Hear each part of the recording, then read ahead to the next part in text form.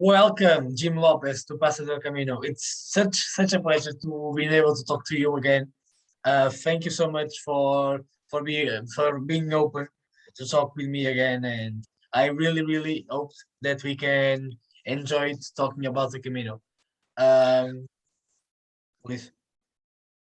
I'm looking forward to the conversation.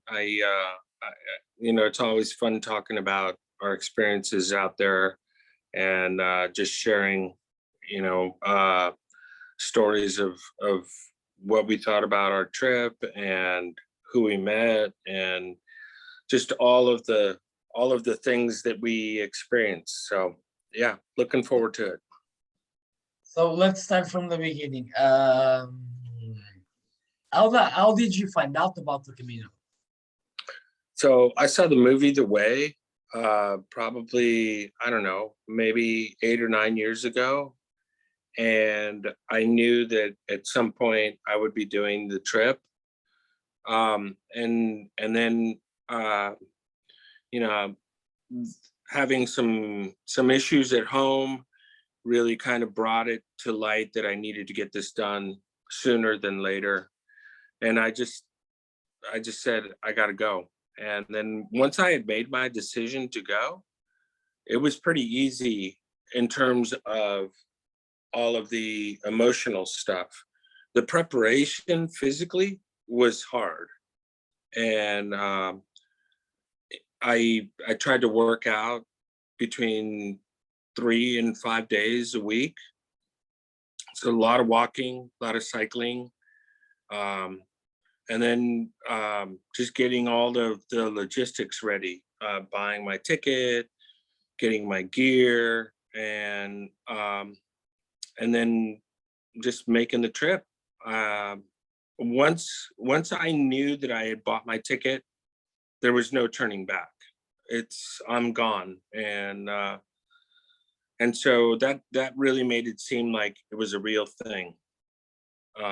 So for those people who watch the video, I think that they'll find out that it's the same for them. Once you make the commitment and you buy the ticket, unless there's something horrible going on like COVID or vaccination issues or people getting sick, it's a done deal. And I think it's pretty cool. Um, I'm sure you've talked to a lot of people that have felt very similar to that. So it's yeah, I can't wait to do it again. So let's go back a bit. Did you remember? Because I don't know. This is now a really important, and I really like the people to share. Did you remember what was kind of the first big impression when you arrived to start the Camino while walking? What it was?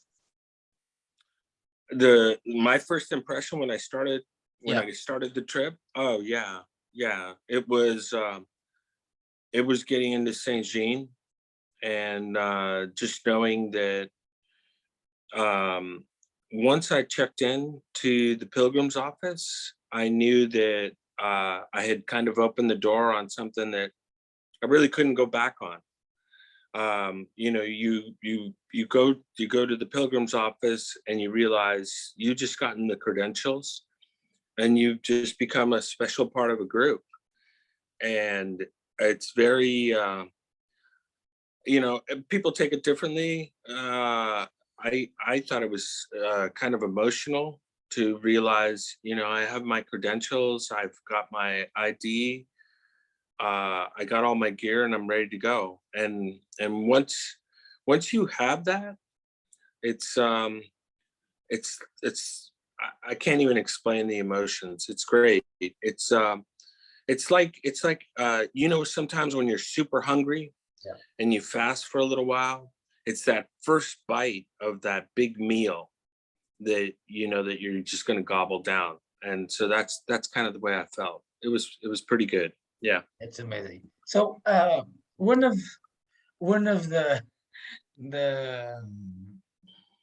the things that is really important, and that makes the Camino Santiago, the Camino Santiago something special is the people that I know. And a few hours ago, I had six pilgrims on the Albergue when I am being hospitalario, and they all went to the restaurant to get some dinner. So I stayed alone at the Albergue, and I don't know. I started to remember um, my first Camino when I realized that my first Camino started exactly on this day 5 years ago, exactly Wow, today. Yeah, five that's years ago. awesome. Yeah, I That's very realized that, cool. and I don't know, I get kind of emotional by that time. And I remember, of course, I remember that day. And that day, there were two pilgrims that were really important to me. Was the first, it was, and going back to the question that I have done it before, it was the first pilgrim was the first big impression of the Camino. I met the guy. It was an old German guy, barely or something, 70, 75 years old. And on my poor English, I understood that this pilgrim, this old pilgrim, um, is living on the Camino from a time of something like 9 years and 4 months. 5 years ago, he told me that he was living on the Camino, walking around since 9 years and 4 months, and that was the first pilgrim that I met ever on the Camino. And when I when I was put it in front of a situation like this, I understood, okay, for someone to live walking more than 9 years walking around, uh, there's something here. There's something here.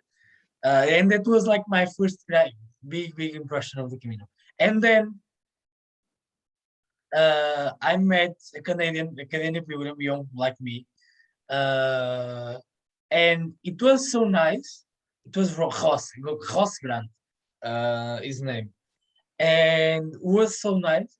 And he invited me to dinner. We had dinner together, and my first communal meal on the Camino was with the Grant, and these two people were really special on the Camino, and were the first two pilgrims that I met, and they are some important persons on my life and on my Camino.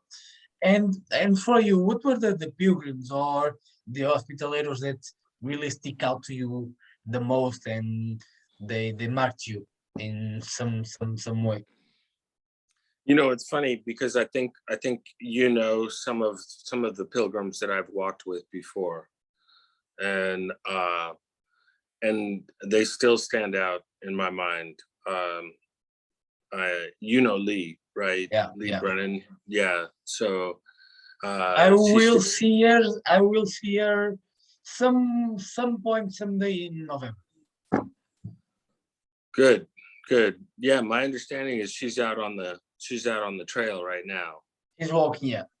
Yeah. So that's one of them. The other one is a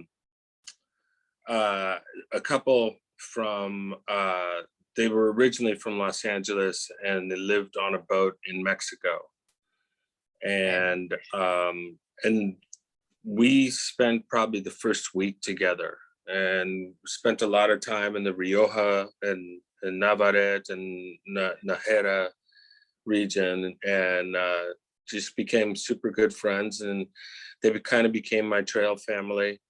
Um, there were a couple of women who I walked with in the last week, um, and we hung out in Santiago after all the walking was done, and then I had close friends that I still hang out with. I mean, there's a gentleman who was from Guatemala, who I walked with last week, and he hung out with me in Santiago. A doctor from Los Angeles. So there was a, I would say, out of all of the people that I met, Yeah. they all, affected me in one way or another. Some people I still stay in touch with, and others I stay in touch with via Facebook. But all of them in one way or another, we had some sort of camaraderie and kind of esprit de corps that all pilgrims have with each other. And I've tried to stay in touch with as many as I could. So yeah, they all had some sort of impact. And I think that's the beauty of the Camino, is that you end up meeting these people and have very intense relationships in a very short period of time, where sometimes you might have a friend, like friends in the States, where friendships take a lot longer to cultivate. It could take years, but out on the Camino, it just takes days. And that's the beauty of it. It's very condensed, and it's very impactful. So That's amazing. That's amazing. Now that you were talking, I was remembering one day of my last Camino on the Primitivo, exactly on the hardest day. It was the day where we walk like 40 kilometers in a big mountain.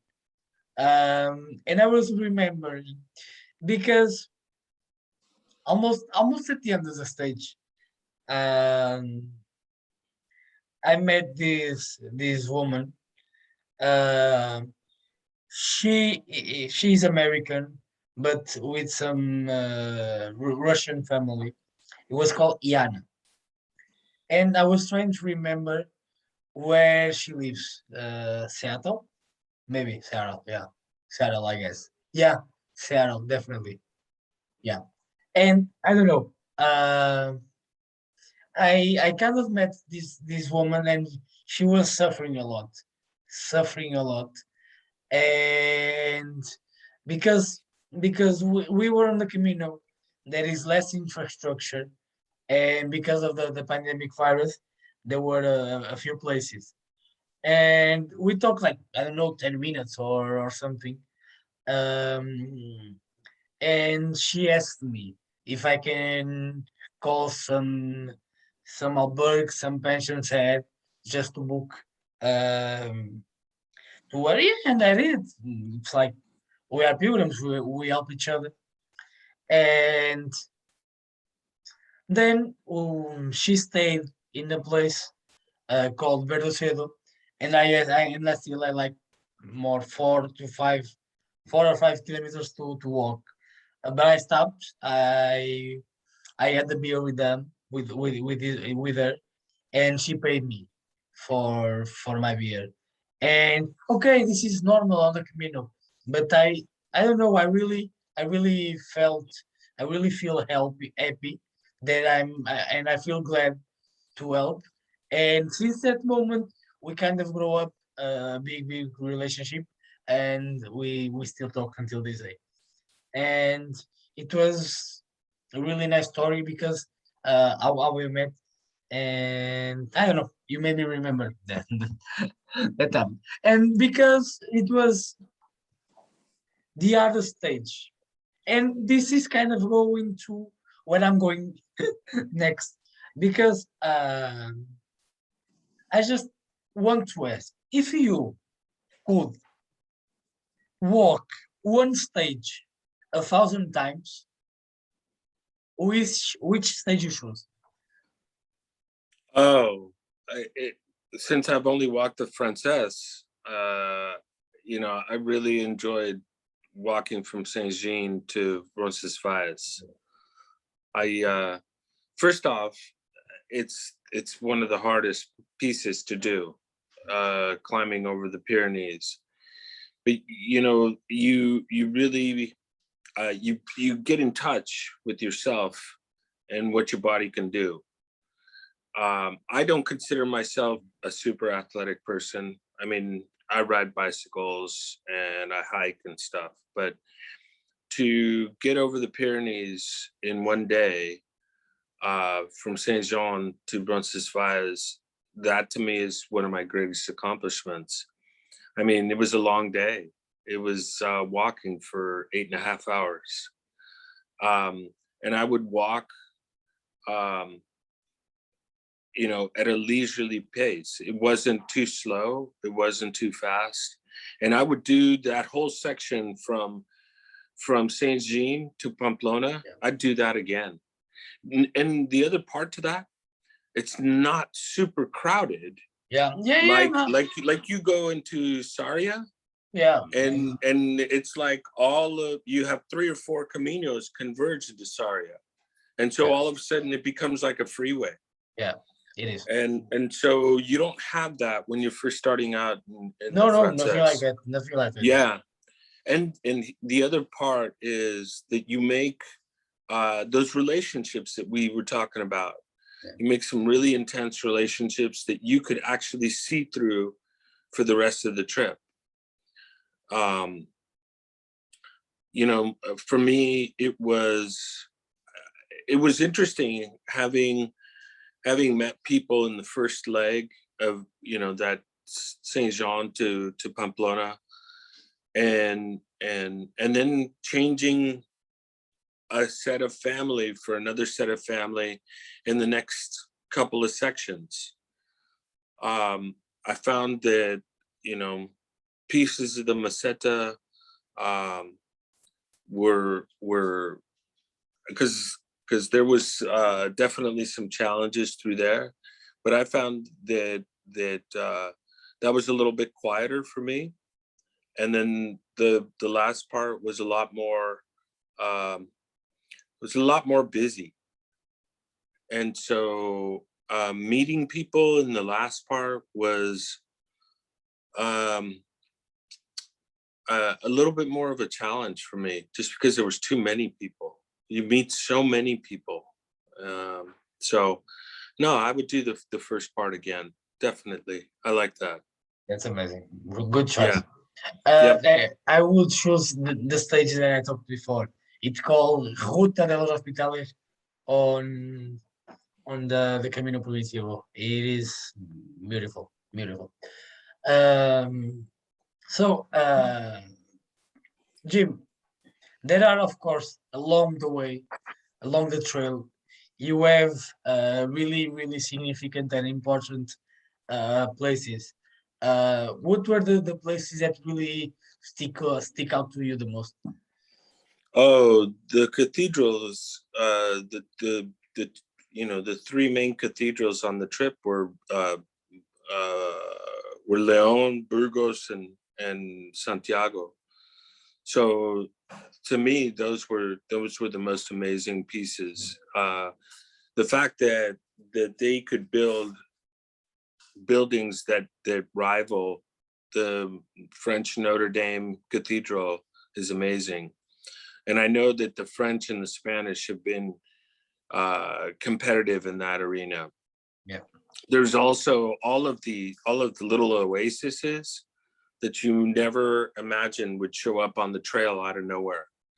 I don't know if you remember when you're going over the Pyrenees, there's a guy that has a little trailer up at the top that sells orange juice and eggs and, fruit and stuff like that.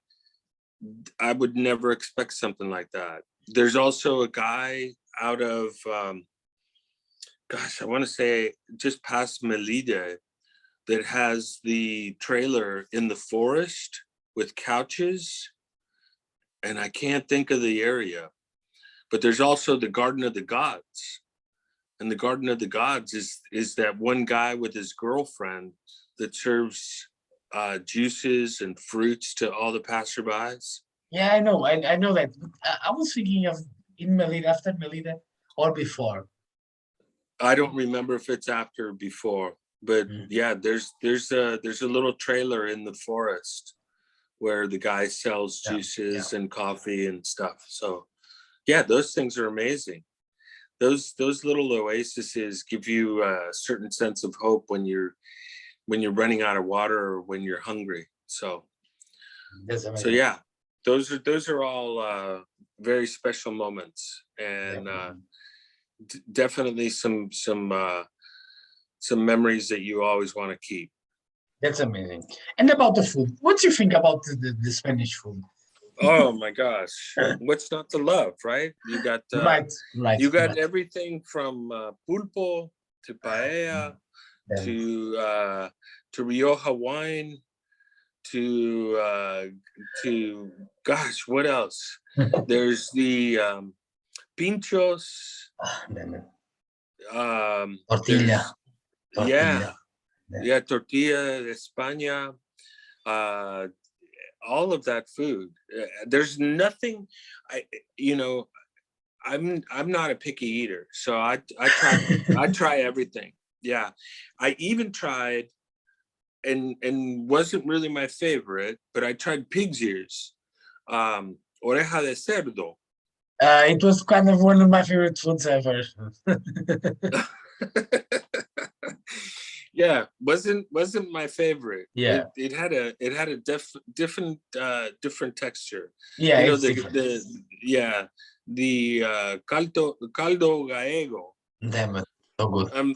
Yeah, it's amazing. That is the elixir of the gods. Because you know when I had that like for lunch so many times when I was freezing, walking through the Galician mountains, and then you come into a little bar and you order a big loaf of bread or slices of bread with or a sandwich with some caldo gallego.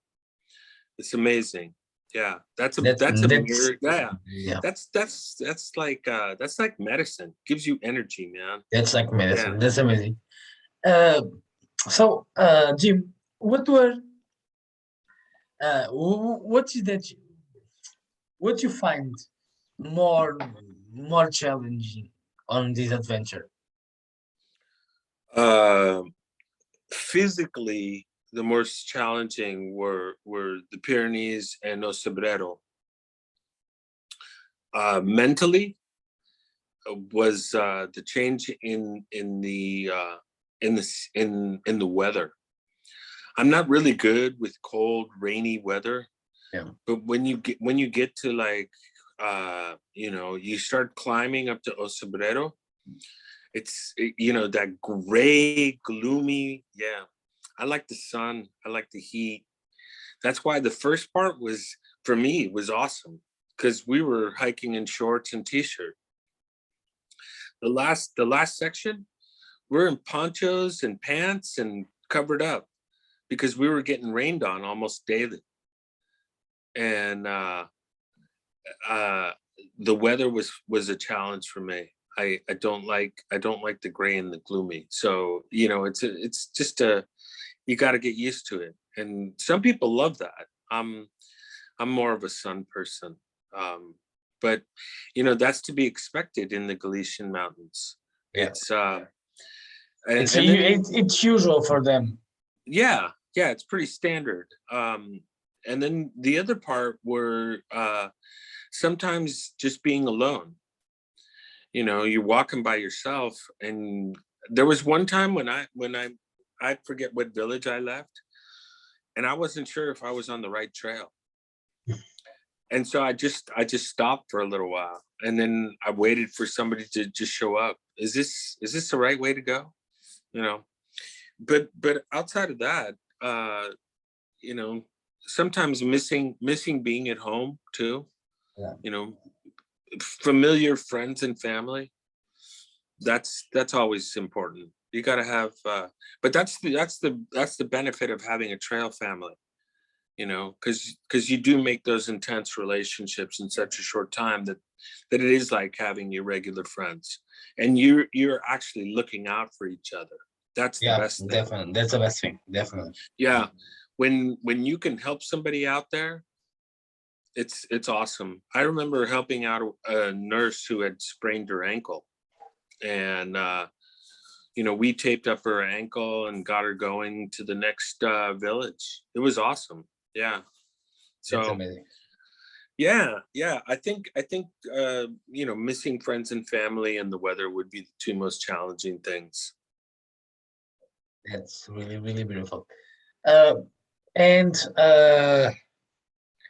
what was like arriving in Santiago? Oh, yeah, that's for me. It was emotional.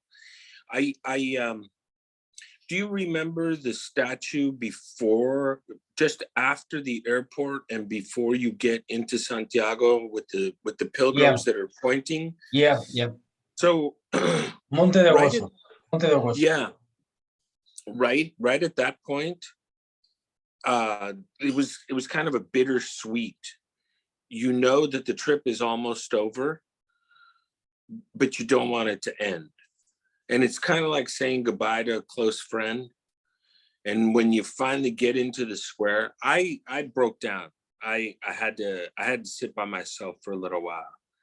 Uh, and all of the people who I was walking with came over, and we all gave each other hugs and stuff. But it was very emotional. It was a lot of being grateful that you could do something like that, and the fact that you were amongst other people that had done it. I felt very humbled by the fact that right behind us, probably a day or two, I had gone back to the square. Yeah. There was a group of about 10 people that did it in wheelchairs. And I took pictures of them, and they were all very emotional also. So, you know, when you see things like that, it gives you lots of hope. It gives you lots of gratitude that you have all of your resources to be able to do that without having to be in a wheelchair and stuff like that. So for me, it was very emotional going into Santiago. And then of course the celebration starts after the emotions. That's amazing. Yeah. Yeah, Definitely, got to break definitely, out my the friend. sangria. Oh, David, sangria. Oh, so good. Oh Yeah. no, after sangria. So yesterday I was at Albert, um, and it was a difficult day.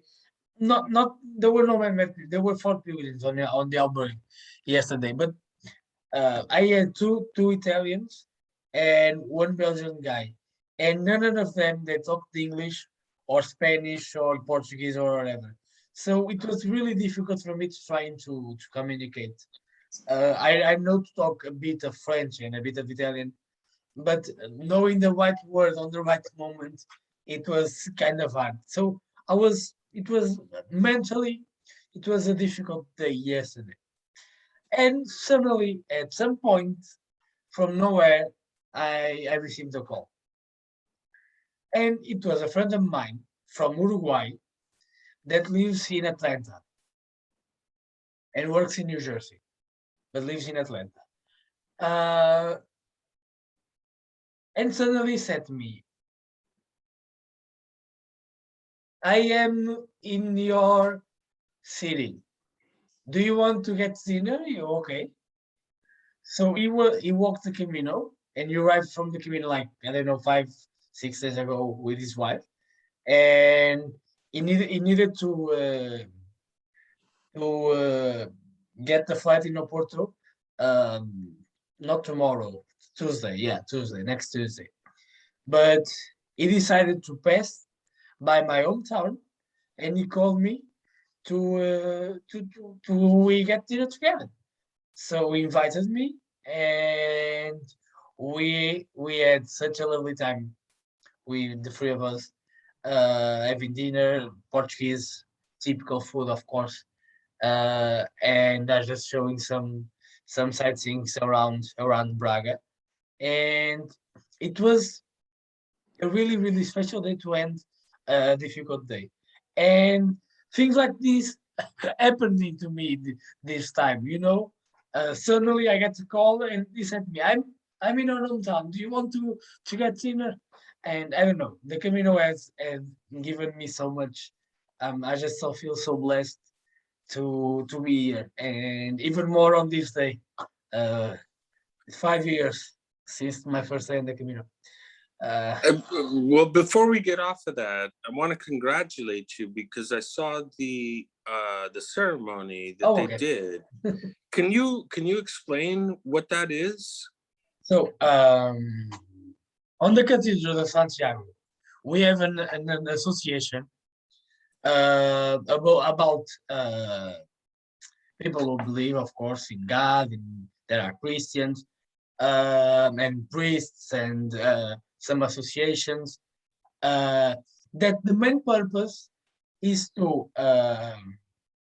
help promoting the Camino de Santiago and the pilgrimage to the Apostle Saint James, and that is our job. And I had two friends of mine. They invited me, and they kind of I don't know the exactly word in English to say this, but they godfathered me, something like that. You have to have Yeah, two they godfathers. sponsored you. Yeah, Yeah, they sponsored me and they invited me, and I was accepted. And I have like the blessing of being part of this big confraternity, um, and helping promote the way of St. James, and of course the pilgrimage and the cult to St. James. That that's is awesome. basically, and I just feel so blessed. One Yeah, more, one more was kind of a big day that day for me. It was really, really amazing. I don't yeah, know. I saw that and I said, that's awesome. Congratulations. I'm It's super amazing. happy for you. Yeah. Thank you. Thank you. And no, no. But before we finish here, I have one question, and then I need to ask you for a favor. First, the question. If your Camino had one word or one expression, what would be? What will be? Um, amazing. good, Amazing. good choice of words. Good choice of words. Yeah. Yeah. I don't know how else to put it.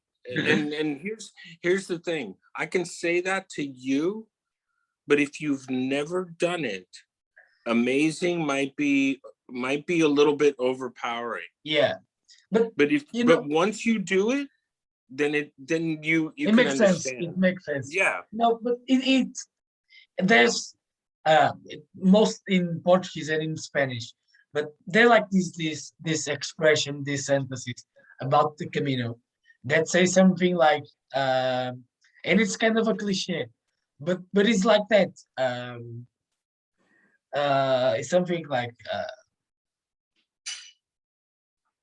how can I put it in English?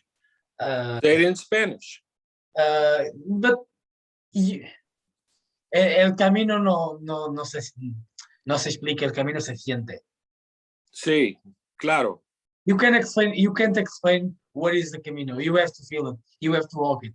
You know, Yeah, and that's why I say, I can give you my version, but until you do it, then it's hard for you to relate. yeah. Yeah, it's very different from the standpoint that there's and also that there is a certain amount of pull to get back there. Yeah. And I can't explain it. All I know is that it's there, and that anybody who I've spoken to is like, yeah, I can't wait to get back, or my next trip is on this Actually, day. this is true, believe me or not. I don't know. Maybe there is. I guess there is somewhere on the world, but I don't know anyone that just walked the Camino one time. It's Yeah, impossible. It's impossible. yeah. Even even even people Everybody who like, I still keep in yeah, touch with, it's like, when are we getting back? even people When's the like you. next trip? I made 3 years ago walking the last time that I walked the Portuguese Camino 3 years ago. Um, I met and I really made good friendship with there were two from California, other two from Seattle, and the other was from Ottawa in Canada, and they were friends. And the five of them, they were a woman from America. The five of them I met them on 2018. It will make 5 years, but they will go back in 2023. They are just thinking of going back, you know. So it may take some time, but they will come back. You will come back. Oh yeah, yeah. And when I cut through Portuguese, I plan on stopping by your house. Please, it's open.